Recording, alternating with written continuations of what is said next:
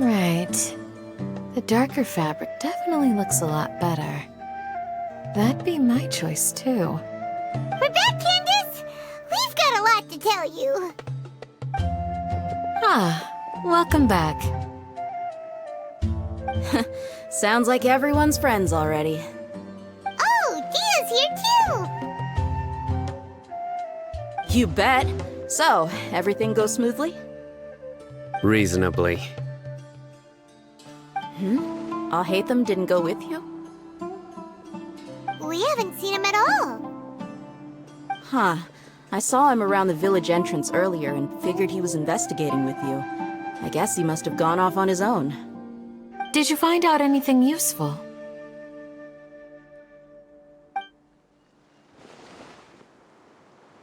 I see. So someone used a kind of incense to lead the exiled scholars away from the village.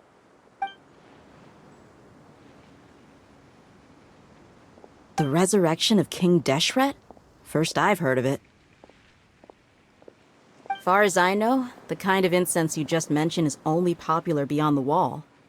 Scholars are fond of it, but as you can see, there aren't many scholars still studying around these parts. No seller would be able to make a profit here. Not to mention making incense is a labor-intensive process. You won't see anybody in the desert with the patience to make or sell something that requires that kind of effort. It seems someone from beyond the wall must have been supporting this. Makes sense.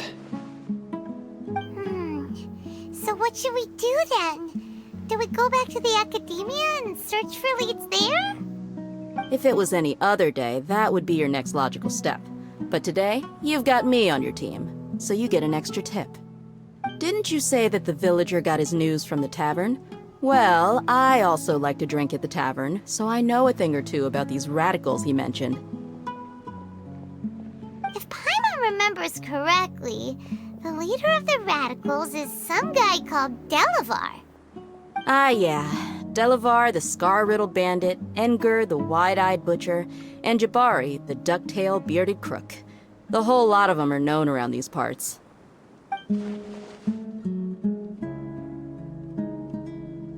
These guys have one thing in common, and that's being broke. The rougher life gets, the more they want to believe in King Deshret. Way they see it, King Deshret's resurrection is their only chance at overthrowing the academia.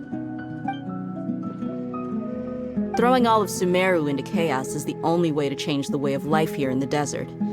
Anyway, that's my guess why they've chosen to become radicals. Tia! You're amazing! You really know this place inside and out!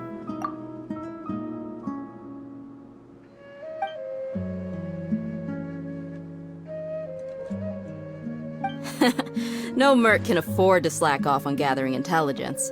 Every mora I've spent in the tavern has been a valuable investment. Let's head out. Now hold on, you're staying right here, Sino. Why? Aru Village is not a big place. Outsiders stand out here like a sore thumb. I'd bet word about you has already gotten out. The desert is unforgiving, so the way of life here is also a lot tougher than on the outside of the wall. You survive on making connections out here. Compared to you, mercs like me are just third-rate amateurs. I've got no actual fighting skills to speak of. But that also makes it a whole lot easier for me to gain the locals' trust.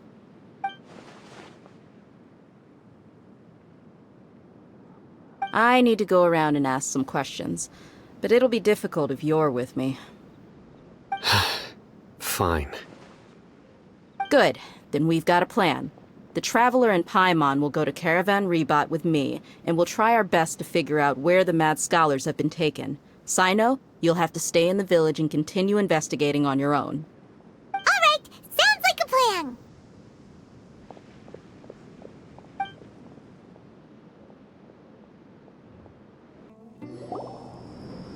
Well, here we are again! Sounds like you're starting to get familiar with the area. Paimon's amazed every time we see the wall of Samiel. How can a wall this tall even exist? It's almost unreal. I know what you mean.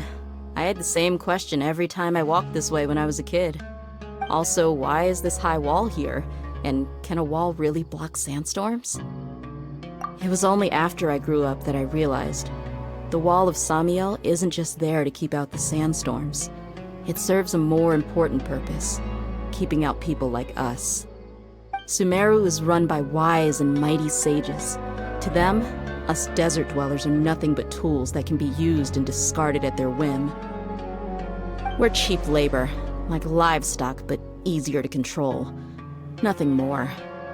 Even if a child from the desert got the chance to obtain an Akasha terminal, almost all their requests for knowledge would be denied. The academia believes we're underserving.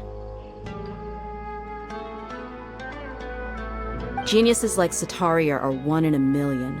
The other children never get a single chance to try and rewrite their fate. Even though the academia knows very well that we're humans, just as they are. That's terrible. I would tear down this wall with my own hands if I could. Hey, Dia. You're not thinking about doing anything scary, are you? No, not at all. This place just gets me thinking, that's all. Besides, we're here to procure information, aren't we? Yep, we gotta catch those... Shh. Caravan Rebot is crawling with people, so be careful what you say. We don't want anyone to find out what we're here for. Our mission started the moment we arrived here. Let's go check out the tavern. Maybe we'll find someone I know.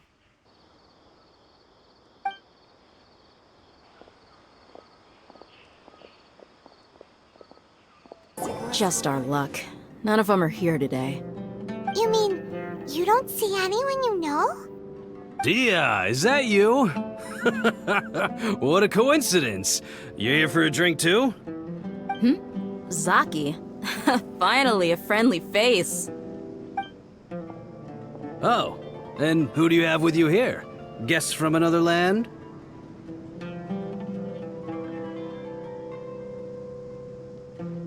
Hello, hello. I'm Zaki. Dia's, how would you put it? Drinking buddy? We've had drinks together a few times. You could say we go back a ways. Anyway, as far as my friends here, they aren't too shabby, are they? You rarely see any Outlanders so friendly and respectful nowadays. Absolutely. Much better than those people on the other side of the wall. So, Dia, are you looking for someone? Yeah. Have you seen Enger, Delavar, or Jabari recently? Of course I have. Matter of fact, we were all here drinking together just a few days ago. I've got a spice trading deal from another nation. I thought maybe Delavar and his friends might be interested. Know where I could find him? Ah, how thoughtful of you. Then I assume you also know that Delavar's been having a hard time making ends meet these days, so you came here to help him out? Hey, keep it down. Let's just say I prefer to keep this deal a secret. Y'all at Caravan Rebot are like family. If there's more to be made, why not do it together? Besides, Delavar and his friends have muscle. They'd be a good fit for escorting the goods. Yes, how considerate of you. Delavar's my friend too, so of course I can take you to him. Come with me.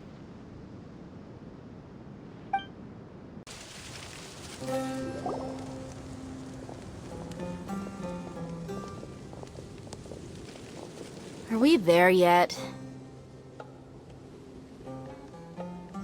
Yep, this is the place. This place is practically deserted. What are they doing in a place like this?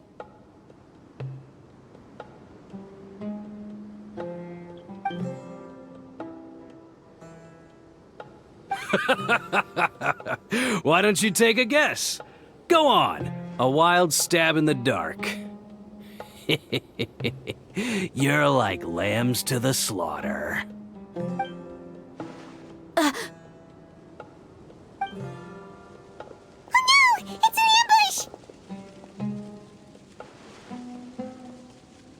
ambush! What's this all about, Zaki? Come on, Dia. You really think we didn't hear about what you said back in Aru Village? The boys have kept a close eye on you from the moment you set foot there. Not only do I know that you're looking for Delavar, I also know that you've teamed up with people from the Academia to look for the missing scholars. So, you've been watching us from the very beginning? Uh-oh. Paimon knew leaving Sino behind was a mistake! And you left the strongest one in the village, didn't you? Who do you think you are? You really thought we'd fall for your little business deal nonsense? So you and Delavar have been partners all along. Dia, I guess it's only natural for a traveling mercenary like you to be out of the loop. Those of us who hang around the tavern have stronger bonds than you think. But you got one thing right. We're all looking forward to an uprising in Sumeru. There's nothing more we'd like to see than the desert folk overthrowing the Academia. If that's the case, then I'm sure Delavar wouldn't miss a second of it. I'll be honest with you. If it weren't for what you said in the village, your little monologue about the Wall of Samiel would have convinced me that you're one of us. Delavar. And Engar, you're here too, huh? Long time no see, Miss Mercenary. You should have known the traitors are what us followers of King Deshret despise the most. Dia, I thought that you, a fellow desert dweller, would understand why King Deshret is greater than the Dendro Archon. Little did I know, you don't deserve to join us. Yeah, gee, what a missed opportunity. Adopting radical views and kidnapping innocent scholars, all because of some baseless rumors. Anything else I'm missing out on? See? There you have it. Mercenaries are just a bunch of faithless scum with only one thing on their minds. Mora. Pathetic. You're all like a pack of street rats. You're not wrong. Mercenaries are driven by Mora, and my faith lies with whoever's paying me. As long as there's a profit to be made, anyone can become my friend. Enough talking! Get him!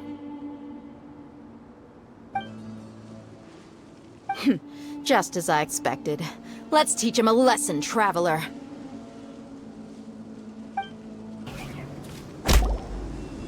Impossible! How could you? So, what do you think about your meticulous network now, Zaki? How did you say it? It's only natural for a traveling mercenary like me to be out of the loop. I'm guessing your informant told you that I'm just an incompetent merc with no real fighting skills, correct? I mean, that is what I said after all. And of course you would believe everything he reported. The only thing you know about me is that I'm a mercenary, but you've never seen me in action. Even though you heard we went to handle monsters together, you believed that Candace was the only one doing all the real fighting. That so-called Flame Mane is just a fraud. She admitted it herself. She just uses her connections to gain the trust of others. That's what you thought, right? Ugh.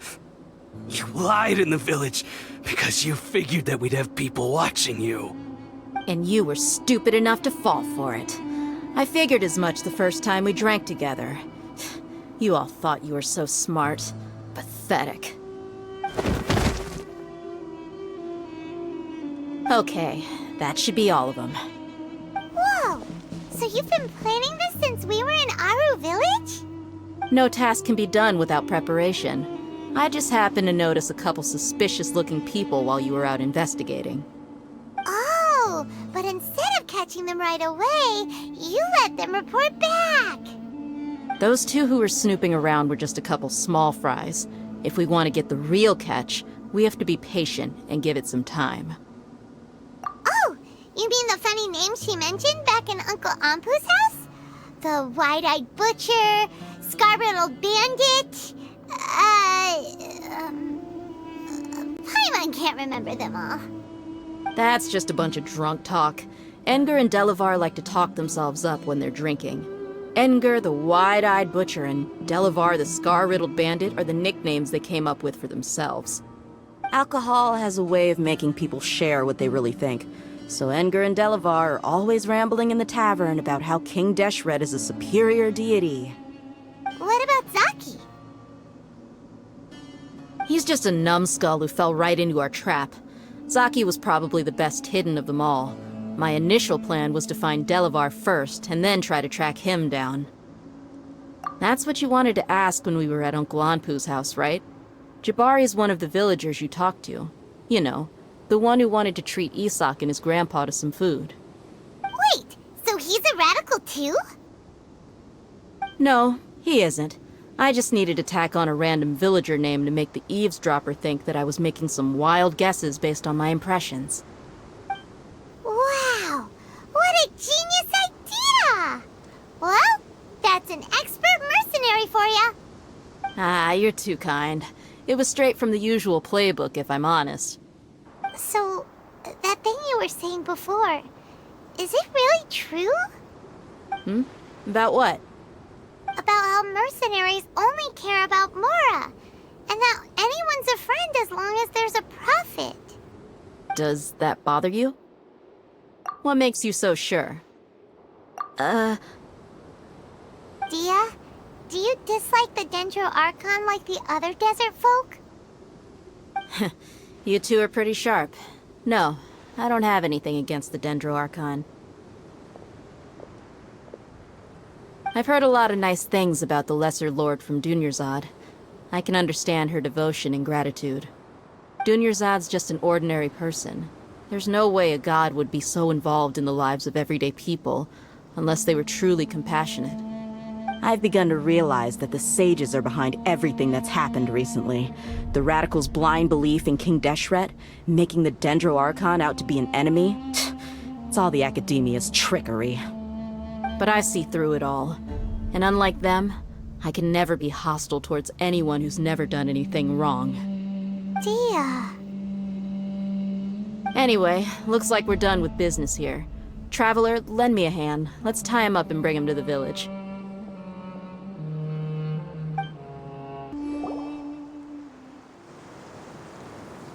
This should be all of them.